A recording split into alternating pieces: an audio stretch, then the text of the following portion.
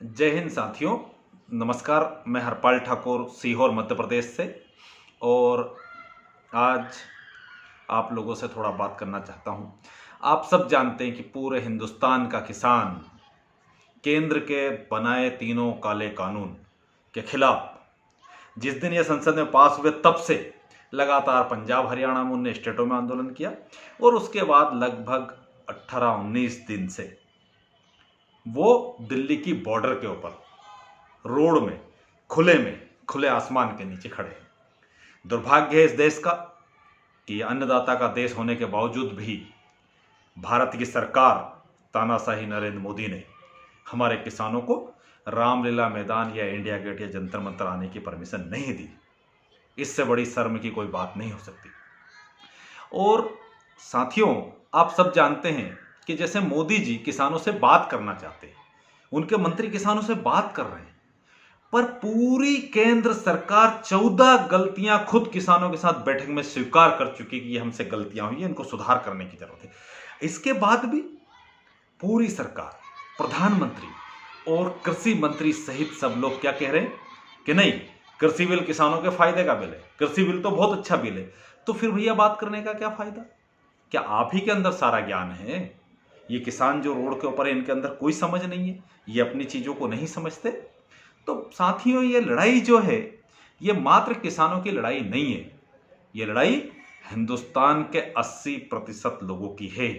ये लड़ाई हिंदुस्तान का जो 12,000 अरब का खुदरा व्यापार है उसकी है। उसके ऊपर कोई एक स्पेशल उद्योगपति लोग उस पर कब्जा करना चाहते हैं, इसलिए कानून बनाए। तो इन कानूनों के बनाने के बाद जब हिंदुस्तान का किसान ये नहीं चाहता कि ये कानून हमारे फायदे के लिए नहीं है, तो फिर भारत के सरकार को अविलंब तीनों कानून वापस लेना चाहिए, और इसके बाद किसानों के साथ बात करके और एमएसपी जो है समर्थन मूल्य को गारंटी करके उनको देना चाहिए। अब देखिए साथियों, भारत के प्रधानमंत्री जी ने बहुत बड़े बड़े भाषण दिए, बहुत बड़े बड़े बयान दिए, और कहा था कि हम किसानों की आमदनी दुगनी कर देंगे। किसानों की आमदनी की क्या स्थिति है? लागत तो सब बढ़ती जा रही, खाद महंगा, बीज महंगा, पेस्टिसाइड महंगा, डीजल महंगा, पेट्रोल महंगा। आप सोचिए, नरेंद्र मोदी जी के कार्यकाल में 1 हेक्टेयर के ऊपर 3,200 रुपये डीजल की लागत बढ़ी है। लागत क्यों बढ़ी है? कि कांग्रेस की सरकार के समय 1 लीटर डीजल के ऊपर 3 रुपये 56 पैसा टैक्स लगता था, और नरेंद्र मोदी जी ने वो टैक्स जो है 32 रुपये 84 पैसा कर दिया।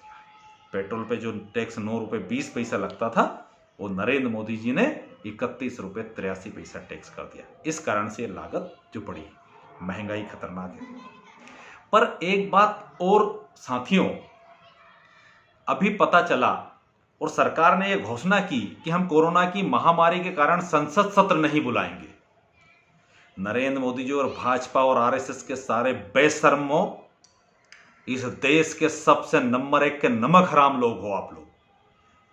जिस जनता ने आपको चुन के बिठाया, आप विशेष सत्र बुला करके कोविड महामारी के दौरान 3 अध्यादेश तो पास कर सकते हो, उसके बाद संसद सत्र बुला करके उनको जबरदस्ती सदन के अंदर दादागिरी पूर्वक पास तो करा सकते हो।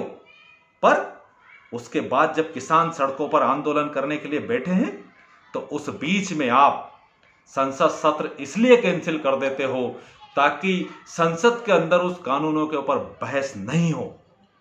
तो इस देश का इतिहास है, आप सब लोग गवाह हो कि जब अन्ना आंदोलन चल रहा था और संसद सत्र समाप्त हो रहा था, तो अन्ना आंदोलन के कारण संसद सत्र बढ़ाया गया और लोकपाल बिल पास किया गया। वो अलग बात है कि आज अन्ना हजारे और उनके साथी भी कई भूमिगत हो गए, किसानों की कोई लड़ाई नहीं लड़ रहे 6 साल से, वो लोग उसके ऊपर कोई बात नहीं कर रहे। तो आज जो किसानों की लड़ाई है, उस लड़ाई को पूरी ताकत से लड़ने की जरूरत है, और उस लड़ाई को जब तक नहीं लड़ेंगे, दोहरा चरित्र कैसा कि उस कोविड महामारी के दौरान बेशर्म प्रधानमंत्री और उनकी पूरी टीम 3 अध्यादेश, कृषि कानून, एक भंडारण पर से रोक हटा देते हैं, एक एमपीएमसी एक्ट खत्म कर देते हैं, और इसके साथ ही कॉन्ट्रैक्ट फार्मिंग को पास कर देते हैं, और इसके बाद उसको दादागिरी पूर्वक संसद में पास करा लेते हैं। और इसके बाद जब किसान आज सड़कों पर आंदोलन कर रहा है, जब किसान आज बैठा है, तो हमारी संसदीय परंपरा के अनुरूप जो शीतकालीन सत्र होना चाहिए, उस सत्र को आप कोविड महामारी के नाम पे बढ़ा रहे हो। क्यों भाग रहे हो? कितने दिन तक भागोगे इस देश की जनता से? सही बात है मोदी जी, ये देश की जनता ही नहीं समझ पाई। आप तो कहते थे कि मैं भी चौकीदार, आपके सारे लोग कहते थे कि हम भी चौकीदार, और देश के लोगों ने सोचा कि आप देश की जनता के, किसान के, मजदूर के, महिलाओं के, छोटे व्यापारियों के चौकीदार हैं। नहीं, हमारे समझने में गलती हुई। आप आपके चंद उद्योगपति मित्रों के चौकीदार हो, अडानी के, अंबानी के और इनके सब। तो उनकी चौकीदारी करना छोड़िए और संसद सत्र बुलाइए और संसद सत्र में बहस कीजिए। ये आपका न्याय संगत नहीं है। यदि आपने कोविड महामारी के दौरान तीनों अध्यादेश पास नहीं किए होते, यदि कोविड महामारी के दौरान इस संसद सत्र में अपने जबरदस्ती दादागिरी पूर्वक ये तीनों काले कानून पास नहीं किए होते, तो हम मानते कि कोविड महामारी के दौरान सत्र नहीं बुलाना आपका न्याय संगत बात है। घबराइए मत, किसान कोई आतंकवादी नहीं है, किसान कोई चोर डकैत नहीं है।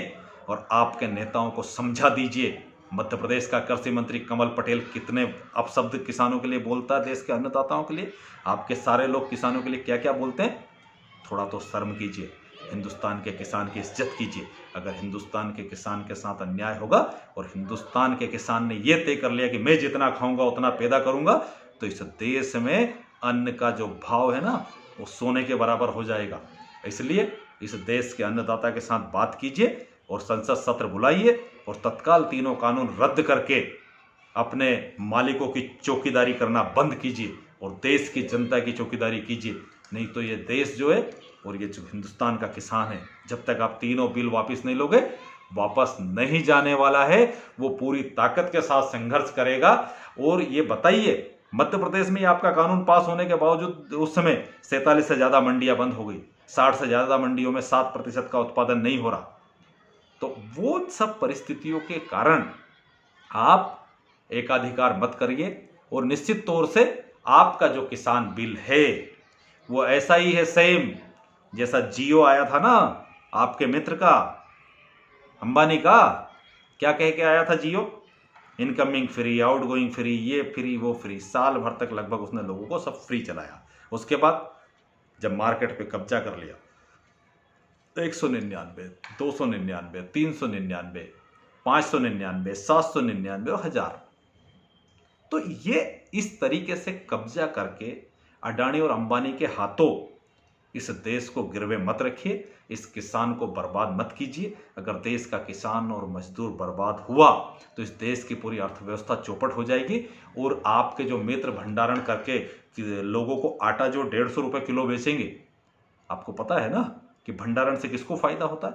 भंडारण से अडानी और अंबानी को फायदा होता है। और मुझे अफसोस है कि नरेंद्र सिंह तोमर मेरे प्रदेश का रहने वाला है, मध्य प्रदेश के ऊपर वो कलंक है कि हिंदुस्तान में जब किसानों के खिलाफ सबसे खतरनाक बिल बना गया तो उसका कृषि मंत्री नरेंद्र सिंह तोमर वो मध्य प्रदेश की इस धरती का था। ये हमारे लिए शर्म की बात है। नरेंद्र सिंह जी तोमर, मोदी जी चौकीदारी कर रहे हैं तो करने दो, आप भी हरसिमरत के कौर जैसा साहस दिखाओ।